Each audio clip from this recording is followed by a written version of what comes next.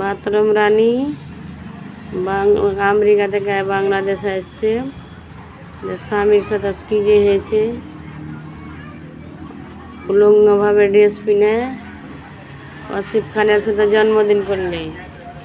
আরে বাথরুম রানী, তোর স্বামী যে জড়াজড়ি করে আমেরিকাতে ছবি তুলে, এই দেখো ওই দেখো, এবার বাংলাদেশে আসা কি হলো, কেন দূরত্ব ভাব লাগছে, এরকম কেন হলো প্রাণের স্বামী?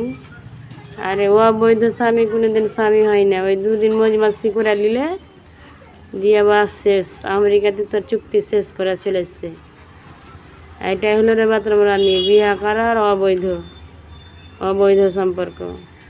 আরে অপুদির ভালোবাসা গাছের মতন শক্ত ছিল, আছে, থাকবে আজীবন।